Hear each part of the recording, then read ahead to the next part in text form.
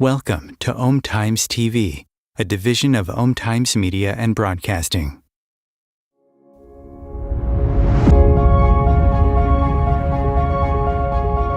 Welcome to Ascending with Venus Castleberg, a space where we explore the journey of spiritual awakening, expanding your consciousness and raising your frequency to create a whole new world. We'll dive into the possibilities that open up when you choose to follow the whispers and trust your inner knowing. Each episode is designed to guide you in expanding your awareness, tuning into your intuition, and discovering the magic of your life every day. We'll talk about living aligned with your soul's purpose, going beyond limitations, and creating a life and a world worth celebrating. You are here to embrace who you truly are and step into the infinite potential that's waiting for you.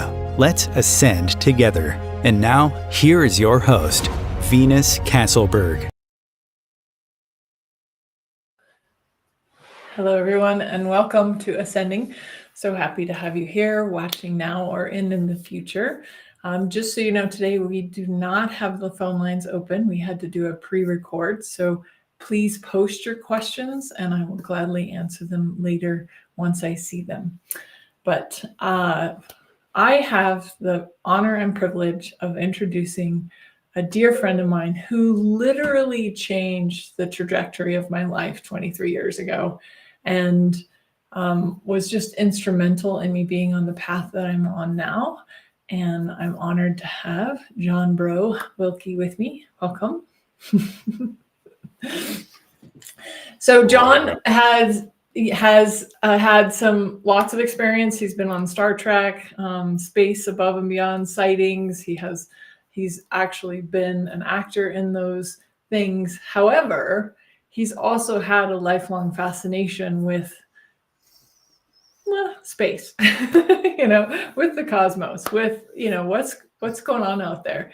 And I would love for you to share, John, with our listeners, like, how did you get started on this path? It is so good to see you after all these years. I think almost to the day, Ms. Venus, 23 years ago, I met you. Mm-hmm. And as you had mentioned, I affected your life. I think at the time that I met you may have literally saved my life. Mm-hmm. Considering that's another whole show right there. But I mean, it is reciprocal. And thank you for, mentioning that. I don't even have the words or the time to catch up with you. I've lived several lives, it seems, since the last time I saw you. And very proud to watch your evolution and your development. And it's very gratifying. It is a confirmation to me that, as you had asked me before, why I don't think I'm going crazy.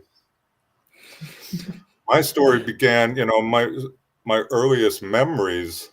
I think one of the first memories I had was probably in the early 60s, not long after President Kennedy had been killed. I was very young, but I can remember some of the more, traumatic or expansive experiences that happened to me. And during my parents' separation, I was staying at my grandparents' house in a place called Rosedale, a suburb of Detroit. And I was put upstairs into my grandfather's bedroom. And I just remember being on the bed and being in a very dark, room, but there was a bay window off to the left of me. And I think it was on the second story.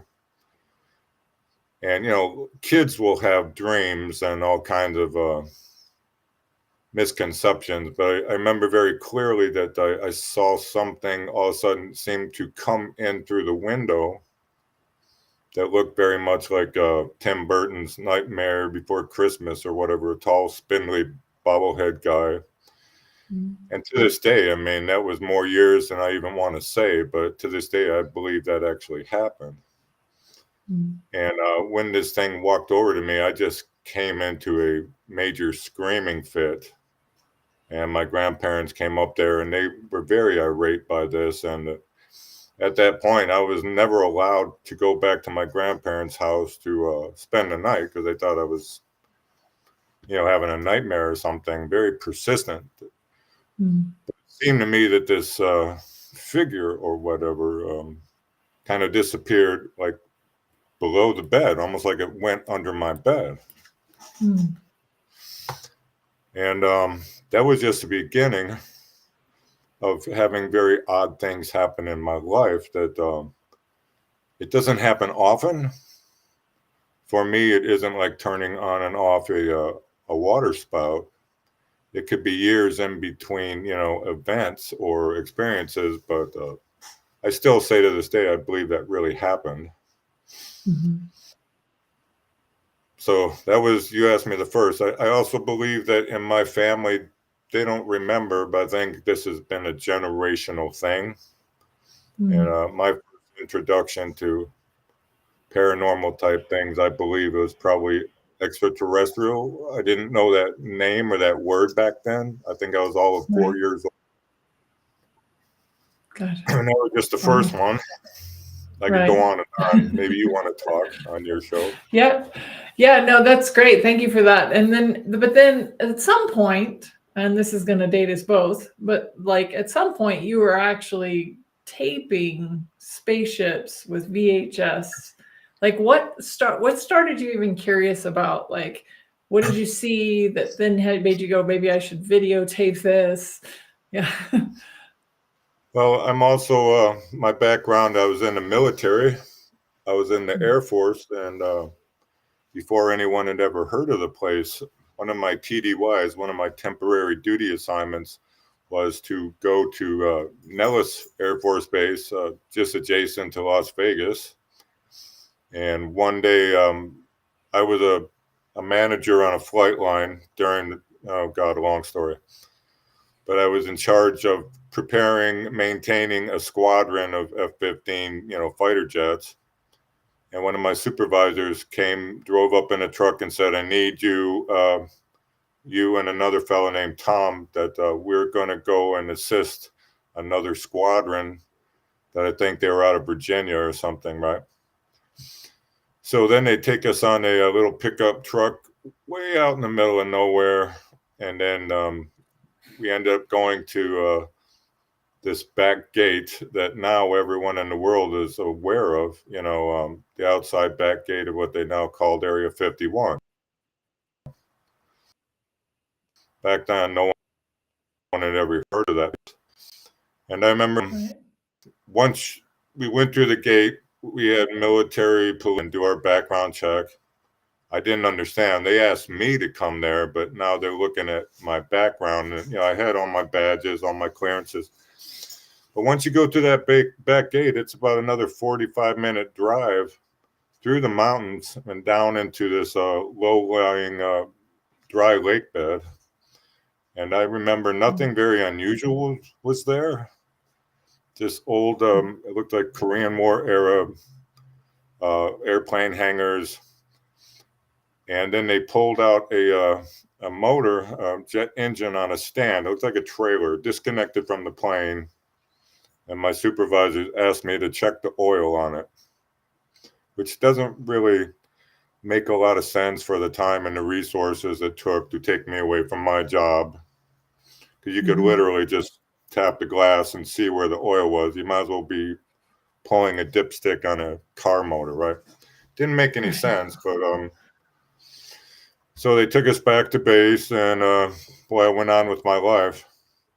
And I think it was around 1985, 86, I was in Los Angeles, literally in an apartment in Hollywood, where there's a news story coming out of Las Vegas, a fellow named George Knapp, who had announced that there was a secret base outside of Las Vegas where supposedly they were having alien technologies and all these crazy experiments going.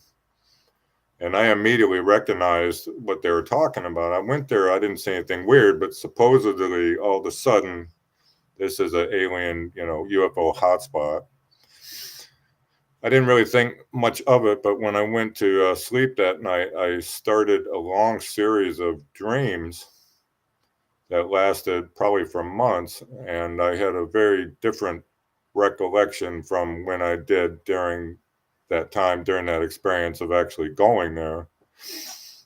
Almost as if had been some kind of a mask memory, or, So beginning with the fact that I think the government probably does some odd experiments on their enlisted personnel.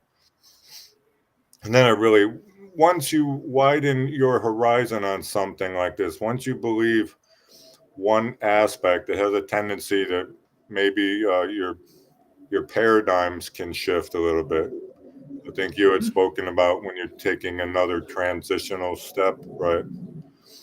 It allowed other things to come in and allowed me to consider maybe there was some phenomenal aspects to life that I hadn't really taken into account, that I should be more aware and more, more open, I think, to such things.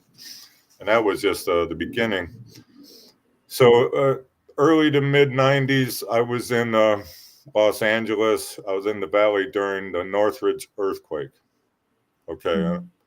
That was probably 1994 or so. And I had noticed a lot of things very blatantly flying over Los Angeles. I mean, it happened so often that I could take friends with me out and they would see their first UFO, I didn't say it was alien. I just said it was something that was very hard to explain and did not look conventional. And it happened so many times that I felt that there must be a way to hasten the process. If I could go out and within 2 hours find something, very possibly, within 10 minutes, we could find something. So I just began absorbing every, piece of information, watch every show, every magazine article I get my hands on. And there's a fella who is now very famous in the UFO genre media. His name is Preston Dennett. He interviewed me for MUFON of LA. He wanted to do a magazine article. And I went to his home in Chatsworth, I think it was, up on the northwest side of the San Fernando Valley. And he just handed me a stack of UFO magazines, UFO Digest, UFO World, whatever. And I'm just voraciously absorbing everything I could. And in one article, there's a fellow, I think his name was William Hamilton Jr., who wrote a story called Sky Dancer. And in this article, he had talked about a sheriff about 20 miles north of me in the Antelope Valley area, that almost on a daily basis, they were seeing one of these silvery spheres just hovering. But when they would put their binoculars on it, it would take off and it would disappear, almost like a baseball disappearing from when it's coming down, when they hit a fly ball and they look up and they can't see the ball because of the sun. I thought, what if that wasn't just an accident? What if it was purposely done? I'm still not sure, but so how do I look at the sun or near the sun without looking right at it? Because obviously that will harm your equipment or your eyes very badly. It'll make you go blind. So I came up with this simple diagram. I drew a little picture that I would get underneath the overhang of a house, apartment, whatever, and block it right to the edge of the sun where you could see the glow. I called it the corona. I don't know if that's the correct terminology. And immediately when I started doing that, I began seeing irregular geometry and what at the time a lot of people thought was insects or cottonwood or something. But when they start coming out in geometric patterns, triangles, squares regularly, I'm starting to think there's something up to this, right? Right. In the meanwhile, back then, we did not have high definition cameras. We did not have consumer available infrared or night vision. I think nowadays, the biggest thing you could have, the best tool you could have is something called full spectrum. UFO hunters, ghost hunters, they all use this equipment now that it sees beyond something they call the Hertzian wave. which is the humans, light, the human's ability to see what spectrum, how far from, infrared to ultraviolet. We do have a range that we are within, right? So nowadays you can get technology that you can see things in a clear blue sky that you can't see with your eyes. And we were kind of in the Stone Age as far as technology. The internet had just started. We had what they called dial-up, America Online. I'm sure there's people that don't. I remember it, but I'm sure there's people listening that are like, "What is he talking about?" When I went to college, the mouse on your computer did not exist yet. So. Right. So once I started that, I mean, I'm not trying to convince anyone, but I'm just telling my truth. I've literally seen tens of thousands, maybe hundreds of thousands of what people would call UFOs. And to the point where it repeats enough that we can start studying it, ad nauseum. At some point, you can begin to recognize and graph, draw, reproduce, craft what they really look like. I got so much of it that I actually forwarded it to some of the big shows at the time. I don't know if people remember the Sightings show, or they had Paranormal Universe, or, excuse me. My allergies are kicking me a little bit, sorry. But they actually had some of the top people in media, and JPL reviewed some of my videotapes. And the response was they believed that what I thought I was seeing, I really was seeing. That was just the introduction to it. Right. So I ended up in the late 90s going on all the radio shows and all the TV shows of the genre. And it was kind of amazing to me. I'd be willing to say probably 500 million people were exposed to it if they wanted to look at it, if they wanted to pay attention. Magazines, internet, TV, radio. And I guess that would be considered famous. But fame is also not something that follows you forever. You get your 15 minutes and 20, 30 years later now, I don't know. Some people remember the experiment. They don't remember me, which is fine, because it's hard to live a life normally and have that, stigma around you. Maybe you've run into some of that along the way, trying to, compartmentalize your life. So go ahead. I'm sorry, Ms. Veneza. I can talk up a blue streak, right? Yeah, no, you're great. That's awesome. I love that. It actually reminds me of, some of you might have heard this, but like the indigenous tribes, when the first ship came to the, I believe it was to North America, they couldn't even see the ship because it wasn't in their belief system. So I think that's part of it too. It's not just that we can't see it, but we also, if you don't believe in it, you also can't see it, right? There's some block to how much we can perceive when we have a belief that it doesn't exist, right? I think the human mind definitely does filter out things that we do not believe in. And that's something I've spoken of to people too, that you would come to that conclusion. Yeah. I had a friend of mine once said that he thought that if there was a cat wearing a top hat, playing a banjo on a street corner, if people walked by them later on, they would remember that they saw a mailbox sitting there or something, meaning people are not going to see what they don't believe in. Right. Anyways, I wanted to show you something. That did turn into a book, the story of what I was telling you. This, and the response that somebody will get if you go out into public and try and introduce a new paradigm. I mean, it was just brutal. How many times I've been insulted or, accused of fakery or something, and or being told I was trying to do it for the money. That was a good one. In 30 plus years, whatever, I think I've probably taken home $300. So I'm not very good at the accounting aspect of that, apparently. Well, I've also wrote a book, and it was a new release bestseller. And like you, there's not a lot of money to make in books unless you're like an international bestseller and it's sold millions. So, cool. Well, I love like that. And just so you guys know, I had the honor of reading that book when it was still in a 3-ring binder and he had typed it up. And I consumed that book from cover to end. I couldn't put it down. I was like so enthralled by everything he shared. And it did. It really opened up something for me.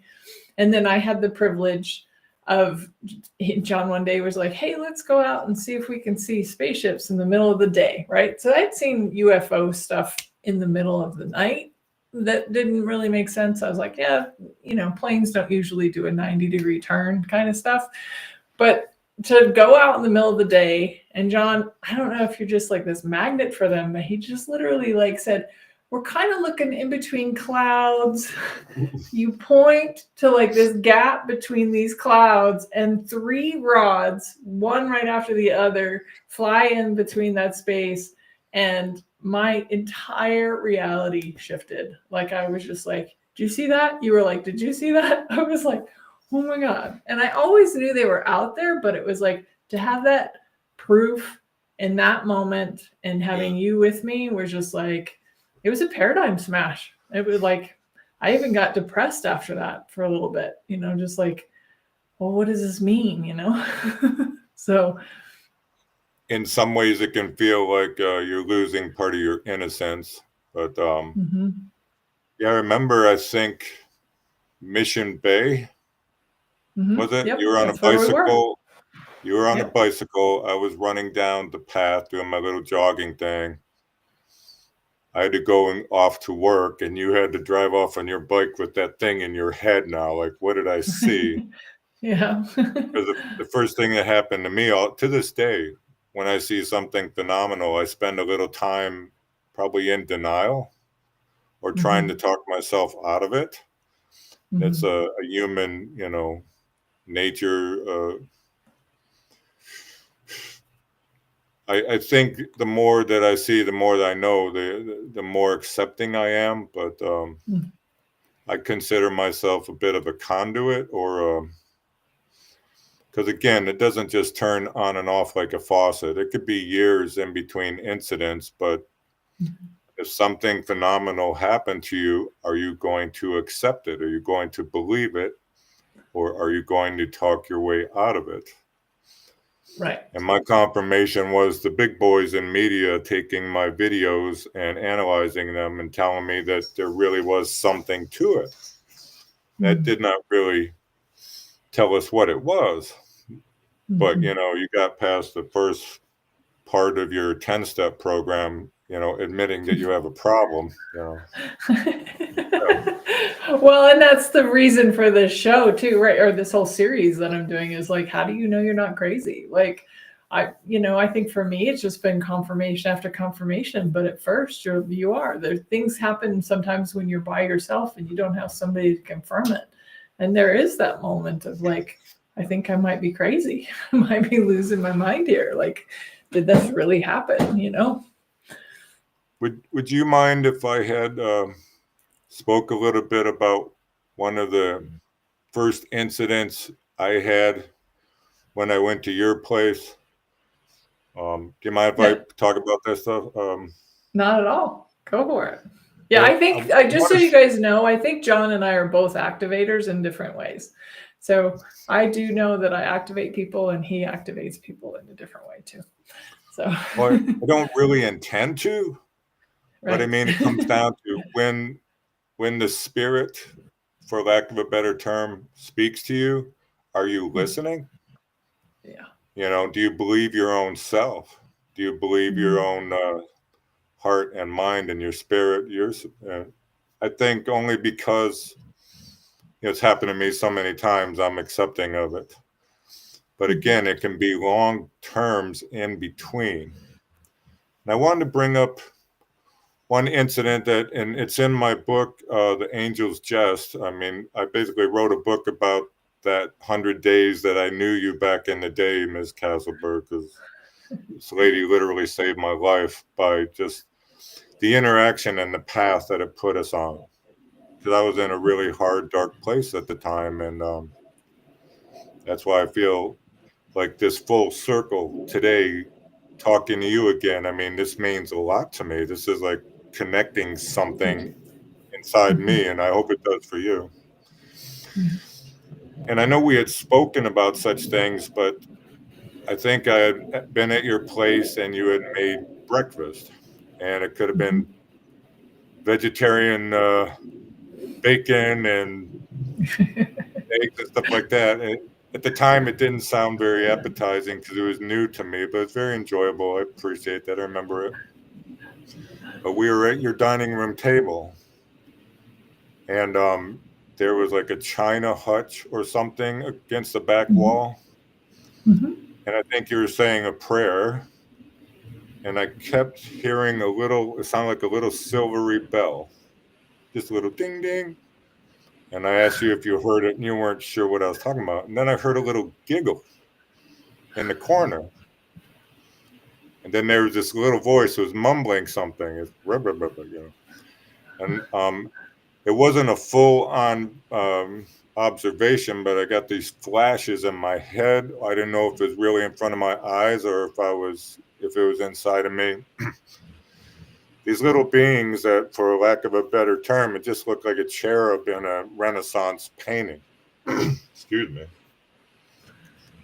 And I please repeat yourself. I'm asking it. I don't know if I was even saying it out loud, but you're looking at me, say, John, are you all right? But this little voice was saying, tell her. And I'm like, you got to be kidding me. What? Tell her.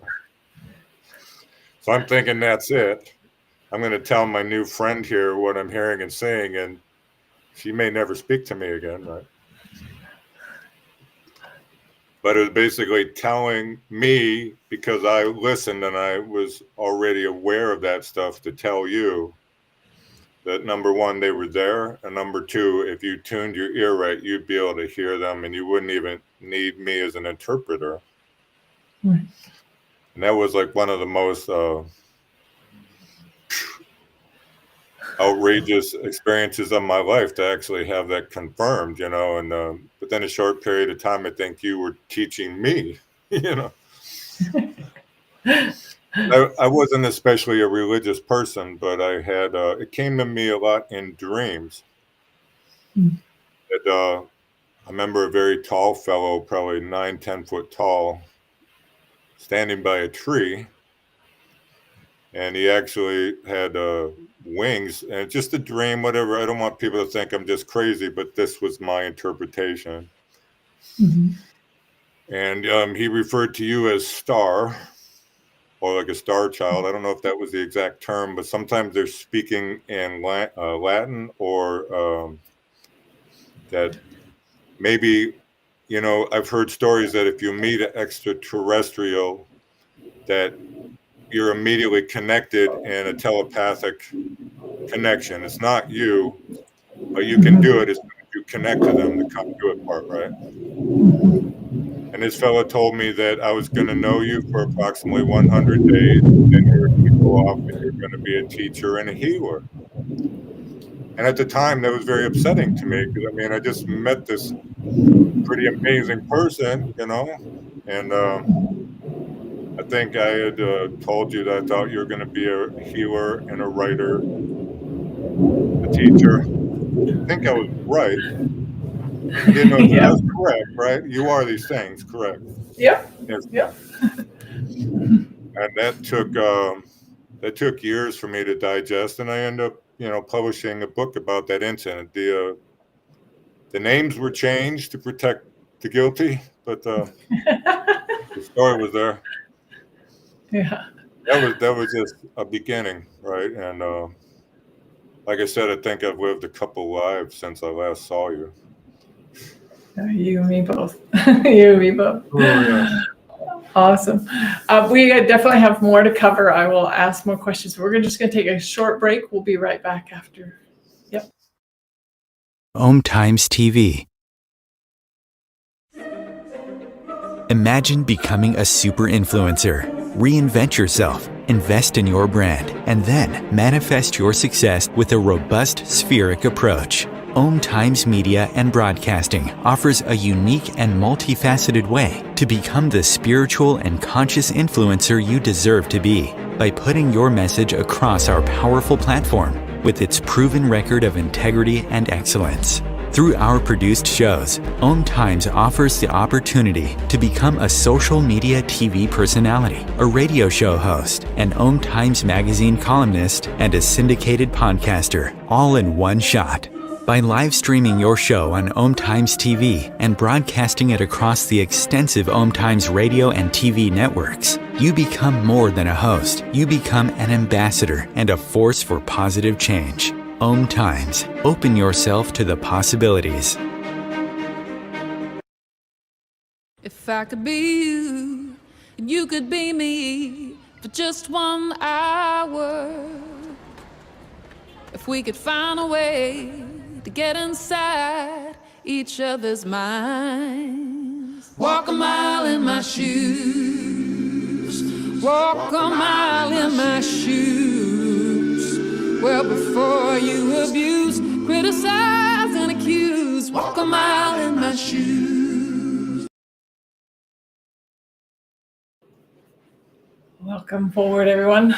And so John brought up one of the times that he spontaneously started channeling at the breakfast dinner table. He did that multiple times in our 100 days together. And we also had an experience that I'm going to share a little bit about what happened for me, and then I'd love to get John's take on this. So he wasn't a religious person, but at the time I was going to church, so I dragged him to church one day. But he had taught me kind of how to practice seeing the spirit realm with my physical eyes. So I was playing, and I was blurring my eyes, and I was like, oh yeah, I see little like angel-like cherub beings flying around. How cool. And then spontaneously, don't know where it came from, 3.5-foot pink alien, big eyes, shows up. And I grabbed John's knee, and he's like, what, are you okay? And I'm like, there's a pink alien here. And he's like, yeah, that's grandma. I'm like, grandma? Are you an alien? Like, you never talked to me about pink alien being grandma. I was like, and then of course I couldn't say any of this in church. So I'm just like, okay, cool. Awesome. Like, let's talk about this later. But that was also like, we had already seen the spaceships, but then when that happened, I think I definitely was like, no more, kind of shut my sight down, didn't play with that for a little while. So my memory is being at a church, and they had the worship team on stage. They were playing a set of music, and I saw like an orange reddish flash. And then you grabbed me so hard, it was seriously hard. I'm like, are you okay? Like, you can like go on me, you're breaking my knee. But then you described what you saw. I think Whitley Strieber referred to it as Pinky. The point being is, these are not new things, and there are many more witnesses than have a tendency to come forward or make it to a podcast or get into the public eye. And again, at the time, I did not necessarily know these things. I did not believe in them. But when the circuit connected, I felt compelled to just say what I saw and what I thought about it. Because I do not, to this day, I do not believe myself to be a channel or a psychic person. I refer to myself as empathic, because that's the easiest way for me to describe it. But when the circuit connects, just kind of blurting out and see, 90% of it will be accurate. I don't care who the psychic is. I've never heard of anyone that was 100% accurate. If they are, beware of them, I think, right? But We are So why did interpreters. you call her grandma? Where did the grandma thing come from? I think because, honestly, the best way I can delineate is I compartmentalize myself. I don't speak about these things. I was married for 14 years, and during COVID, I got divorced, and it was not something that ever came up to the family. They didn't know that part of me. Mm. And it was just easier because, I was working for the church for 10 years. I was an employee of the church a big mega church up in Michigan. I was in the orchestra, and we would do a lot of the big stage productions for Christmas and Easter and all that. So, I mean, it's kind of taboo. If you bring that in, a lot of those folks, the Lutheran, were going to kind of think that maybe it was the dark side working you and they want to heal you. My personal feeling is it's kind of all meshed together. If you believe in aliens, doesn't mean that God or Jesus is no longer valid. And a lot of people, in my opinion, I'm just, like I say, when I meet the right kind of people at the right moment, and I just interpret what I'm hearing, and they respond that they see it too, or it's relevant to the time in their life, that it seemed like just random by accident. It does seem like fated in a lot of ways. I feel like meeting you was certainly fated. And I feel like I'm talking to a family member, It's been a while since I've talked to you, but I mean, I don't know what to call you, actually. And I don't mean that, I'm not trying to get in your space or personal, but I mean, you're a lot of things to a lot of people, and you are to me. To have that moment and the timing of it when I met you, and you showed me the therapies, the people that would help me with my pain through that accident. I don't know if you remember all that. I had just been in a real accident about a week before your birthday, almost to the day that we're speaking now. And yeah, it's emotional. There's a lot there. I ended up writing a book about it. Right. That was But 23 years ago. Yeah. Do you do numbers at all? I'm not really into it. Does the number 23 mean anything to you? That comes up a lot. I've heard other people say that, but well, in numerology, you 23. Yeah. Go ahead. Well, in numerology, you add the numbers together, so it's actually a 5, and the 5 is my archetype. I'm a 5, so it's my life number, my life path number. So I remember you were about a week away from your birthday. I think you told me it was your 7th birthday or something like that, because of the leap year stuff, right? Yeah. Almost to the day when I first met you, we are talking now. So I think that's interesting. That is. As a side note, you're going to a seminar in Carlsbad or San Diego? Yeah, so I've been asked to be a keynote speaker in San Diego at the Live Your Power Expo. So I'm doing a talk, and I'm actually going to share a lot of our story that we talked about today about seeing the pink alien and then I'm doing a workshop, Psychic Development 101, at the same place. And it's actually free. So if anybody's in the area, come on out. Well, it's a long way from Central Texas. I'd love to see that, but I didn't know if life would ever reconnect our paths or not, and occasionally I see a message through Facebook or something, but I'm just having this flood of memories now. So you're an influential person in my life, and I really do credit you for saving my life at that time, Thank you, Joe. So just want to circle back because I don't think you really touched on it. Just like where did the term grandma come from? Like pink alien. Oh, I'm sorry. Like, oh, that's grandma. I think that because, in it's when I start to remember things or allow myself to remember. It's like, I don't know how to really put this correctly. I'm not being quaint or it's like there's more than one version of me. Excuse me. It, when you have dreams, when you go to sleep at night, where do you really go? Or maybe if I had met these people, if I had been abducted, as they say, I don't think that's a good term. Right. And then they make you forget that it happened. Because these characters are very familiar to me, although I don't have a lot of experience in my 3D, life here. But Oh, I gotcha. that I Okay. referred to her as a person, but that person used to call me little one.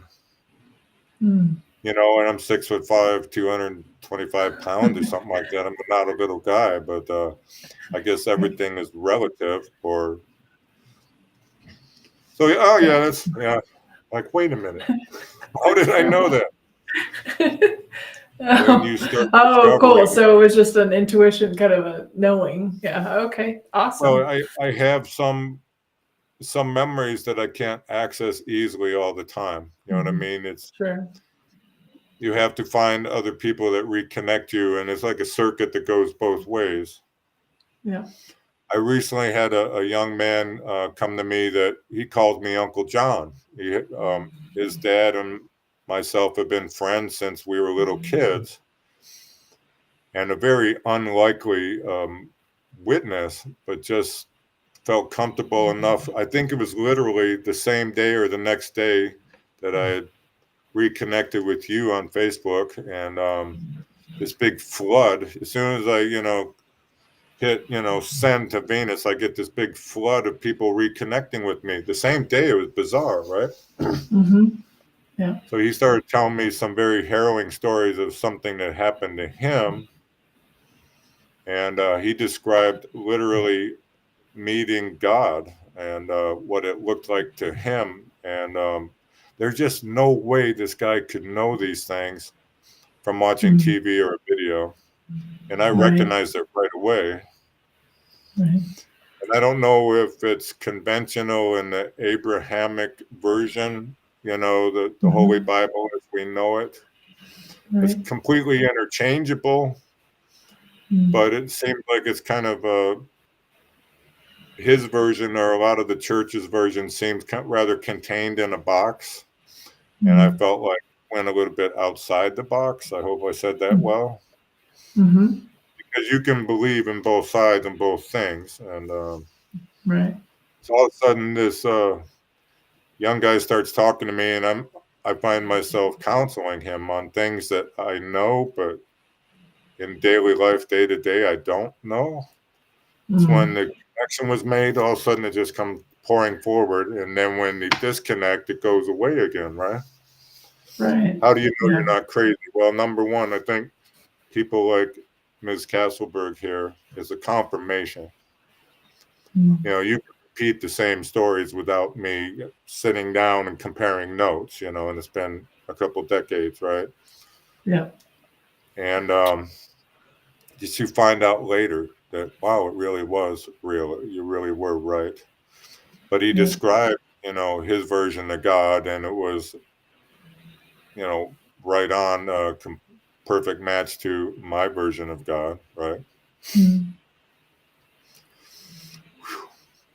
I just lost my breath there for a minute. That's awesome. It's flooding through again. See what you do to people. And I think that go ahead. It is not, what I have done in my life, being able to play around in Hollywood, being able to be the guy in the UFOs. I can't make it my identity. Just like being able to occasionally have these conversations or being able to empathically share something. Every once in a while, I run into a person where I know way too much about them. And it's not the bad stuff, not the hurt stuff, but it's not my identity. It's something that I got to do. And I don't believe it really is emanating from me. I think it's kind of, a gift or something that I get to participate in. I am kind of like the sign language interpreter or somebody trying to convert Spanish to English, Well, you're definitely tapped in, because I was actually just thinking, so how do you know you're not crazy? And then you're like, so how do I know? I didn't say it out loud. I was like, okay, Yes, so you well, heard me. I think you get confirmation from people in life all the time. Yeah, I just had another memory. If we have enough time, I want to drop this in absolutely. Go for it. because I don't Yeah. question myself. I've had enough experiences that can I be inaccurate? Can I be a little wrong? Yes, absolutely. But I keep it flowing. I let it happen. And I always try to be respectful and not damaging. If I saw anything too dark, I might not just blurt it out. You know what I mean? And I'm not saying anything. I just see golden light around you, Miss Castleberg. But I think it was about 2003, 2004. I was at my mother's home in Michigan, a little cottage by a lake, right down the street, by the way, from where the original term swamp gas reflecting off Venus and all that came from. A little place called Dexter, Pinckney, Michigan. Anyways, I'm at the sink. My mother is to my left. She's cooking. And all of a sudden, my grandmother, who was a little short thing, who's been gone since 40 years, I can see her out of the corner of my eye, and she's frantic. John, you have to tell your mother. You have to convince her that I did love her. And I'm like, oh, wow, how do I say this to my mother? And my mother was a little loopy too. Can you imagine somebody that produced me? She's got to be a little loopy, right? Tell her, just like, another version of the little cherubs at your house. Yeah. And I said, Mom, I don't know how to tell you this, but, we called her Nai. We were too young to say grandma, so we gave her a nickname, Nai. So Nai is standing here trying to tell me to tell you that you don't believe that she really loved you. And she says emphatically, and my grandmother was desperate. Like it was necessary to her that her daughter got that message. And my mother she wasn't wired the same as a lot of mothers. She was kind of the opposite of your mother, Venus. Your mother's always very supportive, and she's right there. You guys are soulmates too. I know that. But my mother was very disconnected, and she just fought it. She goes, I don't believe it. You don't believe that I'm having this conversation? No, I don't believe what she's saying to you. But my mother was the kind of person, she'd stand before God, and God would say, so what about this? And my mother would say, oh, you're making it up. She would tell God he was making it up. We could go on for hours. But I believe after we pass, we do go through a filter, in my opinion, and hopefully revert to a better version of ourselves. And I don't even know why I'm telling you this, probably because it's you. All right. After my mother passed, a couple of days later, I was out in my garage and I heard a cat just meow several times. Meow. Then I realized it wasn't a cat. It was my mother's voice. But my mother had suffered a very bad accident. There was more bones broken than there were not broken, and she had severe brain trauma. And I realized the voice I was hearing was my mother's voice after her injury. And possibly if you don't make amends, if you don't, ask for forgiveness or, align yourself with God, maybe you don't get to go back to your best self, or there's a period of time. After she left, it seems to me her damaged self was what was on the other side. And that's horrific to me. That's very sad. I can only hope. I don't know why I brought that up, but I've lost a lot of people, and to the one, every person I've ever lost in my life, at some point after they were gone, came back for a moment or in a dream or whatever, squish my arm or touch my face just to let me know they still exist and they were okay. Mm-hmm. Yeah. After my brother passed away in 2004, I had a dream that all of a sudden he was in a bar by a pool table, and he's wearing a Hawaiian shirt. And if you knew my brother, he wouldn't be caught dead in a Hawaiian shirt. He was much more of like a Texas rodeo bucko redneck, right? But he said, I'm okay. Don't worry about me. And, I'm doing okay. And he went back to playing pool. And then a couple of days later, my big sister calls me. She says, John, I had a dream about Randy. I said, really? Tell me about it. She goes, well, he was wearing a Hawaiian shirt, playing pool, and telling me he was okay. Mm.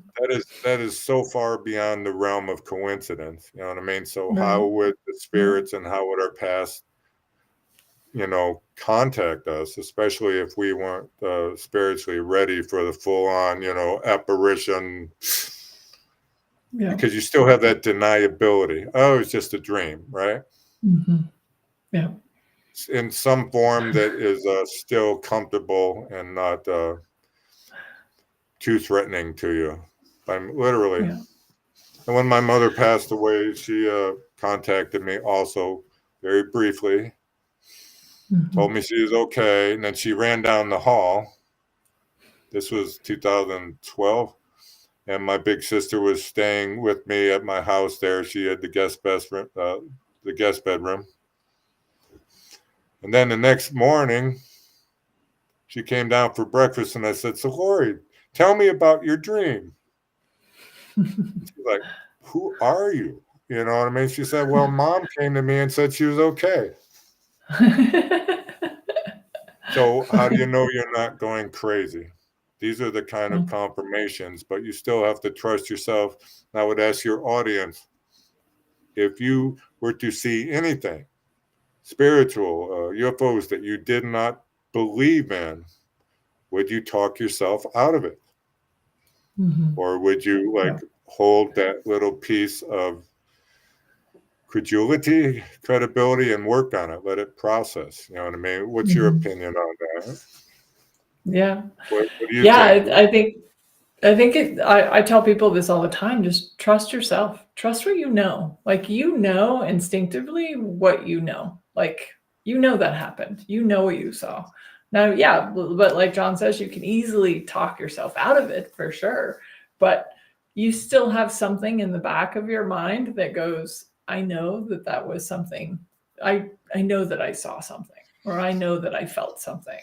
For the longest time, my spirit team had to touch my shoulder and tingle just to get my attention, because after the pink alien thing, I was like, I'm done playing. And then I had that woman crying outside my ear at the graveyard. Remember I was with you then too. And I was just like, nope. We were having lunch. You had brought a lunch to Junipero Park. I think it was the church over by Junipero. And it was the Church of Roses in the, we were having something to eat. And I just remember, first of all, seeing in the distance a funeral procession coming from our left. We're having our little sandwich. And something went past me that sounded like a chattering of a wood chime, like a real fast staccato wood chime, click, click, click, click, but it had that sound to it. And I saw a white ball of light go flying over there. And then the funeral procession came up. And I think you said, did we just see the spirit of this person going to meet with their family? It's one thing to hear a story like that. It's yet another to see it. And then when you're in the presence of another person and you both see it. Yeah. I have so many experiences like that. Boy, I couldn't tell you. Some of my most outrageous, alien sightings, for lack of a better word, extraterrestrial sightings. There was someone with me that also saw it. That was the first time. I had a friend of mine in LA we're standing up talking probably 3 feet away, and something ran between us and took a left turn in an apartment. And he said to me, "Did you see that?"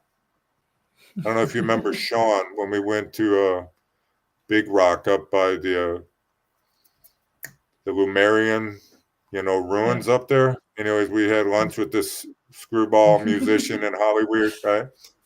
Yeah. But he said, "Well, did you see that?" And I said, "Yes, I did." He says, "Oh, yeah, well, what was it?" Because he thinks he's going to catch me, right? I said, "Well, it's a little guy about 3 foot tall, like see-through." He thought I was going to say an orb or something, right? And I just watched the hair on his arm just coming up. And he says, "Why didn't that freak you out?" And I just told him, because I've been trying to let you know, man, this is not new stuff to me. It doesn't happen every day. Sometimes long periods in between for me. I don't really spend a lot of time seeking it out. Yeah. But when it does happen, are you paying attention? And will you please trust yourself to know that your experiences are real? Or if your paradigm is open, then you can allow yourself to bring in more and expand your horizons on it, because and it's worth it. Yeah. It's not Thank you always so fun. much. Some of it hurts, but it's worth it, It totally is. Yeah. And thank you, John, so much. This has been wonderful to reconnect with you, and thank you for everything that you shared with us. I hope you guys out there realize you're not crazy, and hang in there for the next episode. We'll see you next time.